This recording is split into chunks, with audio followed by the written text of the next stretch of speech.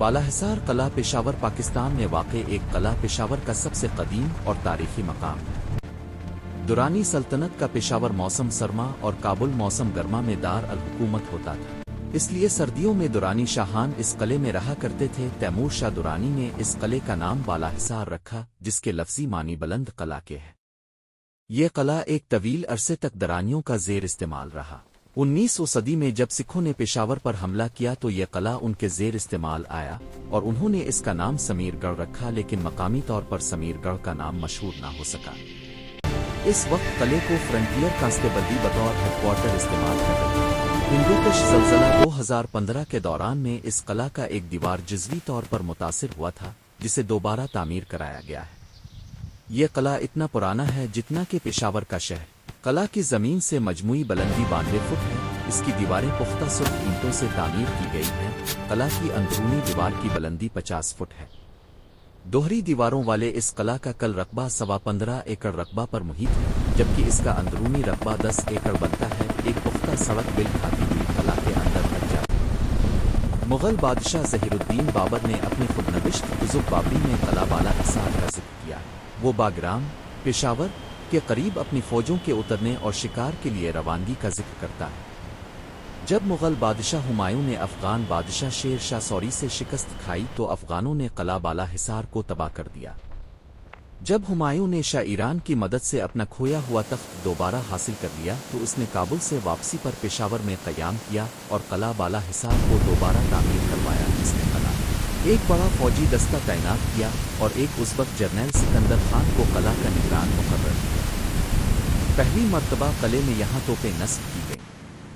بالا حصار قلعہ پشاور پاکستان میں واقع ایک قلعہ پشاور کا سب سے قدیم اور تاریخی مقام ہے۔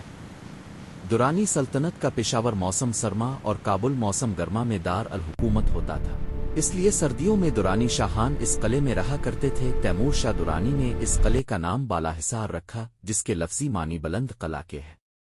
یہ قلعہ ایک طویل عرصے تک درانیوں کا زیر استعمال رہا۔ 19ویں صدی میں جب سکھوں نے پشاور پر حملہ کیا تو یہ قلعہ ان کے زیر استعمال آیا اور انہوں نے اس کا نام سمیر گڑھ رکھا، لیکن مقامی طور پر سمیر گڑھ کا نام مشہور نہ ہو سکا۔ اس وقت قلعے کو فرنٹیئر کانسٹیبلری بطور ہیڈ کوارٹر استعمال کر رہے ہیں۔ ہندوکش زلزلہ 2015 کے دوران میں اس قلعہ کا ایک دیوار جزوی طور پر متاثر ہوا تھا، جسے دوبارہ تعمیر کرایا گیا ہے۔ یہ قلعہ اتنا پرانا ہے جتنا کہ پشاور کا شہر۔ قلعہ کی زمین سے مجموعی بلندی 92 فٹ ہے۔ اس کی دیواریں پختہ سرخ اینٹوں سے تعمیر کی گئی ہیں۔ قلعہ کی اندرونی دیوار کی بلندی 50 فٹ ہے۔ دوہری دیواروں والے اس قلعہ کا کل رقبہ 15.25 ایکڑ رقبہ پر محیط ہے، جبکہ اس کا اندرونی رقبہ 10 ایکڑ بنتا ہے۔ ایک پختہ سڑک بل کھاتی ہوئی قلعہ کے اندر تک جاتی ہے۔ مغل بادشاہ ظہیر الدین بابر نے اپنی خودنوشت تزک بابری میں قلعہ بالا حصار کا ذکر کیا ہے۔ وہ باگرام، پشاور کے قریب اپنی فوجوں کے اترنے اور شکار کے لیے روانگی کا ذکر کرتا ہے۔ جب مغل بادشاہ ہمایوں نے افغان بادشاہ شیر شاہ سوری سے شکست کھائی تو افغانوں نے قلعہ بالا حصار کو تباہ کر دیا۔ جب ہمایوں نے شاہ ایران کی مدد سے اپنا کھویا ہوا تخت دوبارہ حاصل کر لیا تو اس نے کابل سے واپسی پر پشاور میں قیام کیا اور قلعہ بالا حصار کو دوبارہ تعمیر کروایا۔ اس نے قلعہ میں ایک بڑا فوجی دستہ تعینات کیا اور ایک ازبک جرنیل سکندر خان کو قلعہ کا نگران مقرر کیا۔ پہلی مرتبہ قلعے میں یہاں توپیں نصب کی گئی۔ بالا حصار قلعہ پشاور پاکستان میں واقع ایک قلعہ پشاور کا سب سے قدیم اور تاریخی مقام ہے۔ دورانی سلطنت کا پشاور موسم سرما اور کابل موسم گرما میں دار الحکومت ہوتا تھا، اس لیے سردیوں میں درانی شاہان اس قلعے میں رہا کرتے تھے۔ تیمور شاہ درانی نے اس قلعے کا نام بالا حصار رکھا، جس کے لفظی معنی بلند قلعہ کے ہے۔ یہ قلعہ ایک طویل عرصے تک درانیوں کا زیر استعمال رہا۔ 19ویں صدی میں جب سکھوں نے پشاور پر حملہ کیا تو یہ قلعہ ان کے زیر استعمال آیا اور انہوں نے اس کا نام سمیر گڑھ رکھا، لیکن مقامی طور پر سمیر گڑھ کا نام مشہور نہ ہو سکا۔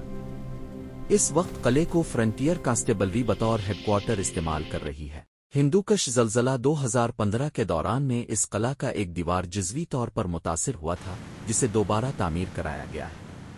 یہ قلعہ اتنا پرانا ہے جتنا کہ پشاور کا شہر۔ قلعہ کی زمین سے مجموعی بلندی 92 فٹ ہے۔ اس کی دیواریں پختہ سرخ اینٹوں سے تعمیر کی گئی ہیں۔ قلعہ کی اندرونی دیوار کی بلندی 50 فٹ ہے۔ دوہری دیواروں والے اس قلعہ کا کل رقبہ 15.25 ایکڑ رقبہ پر محیط ہے، جبکہ اس کا اندرونی رقبہ 10 ایکڑ بنتا ہے. ایک پختہ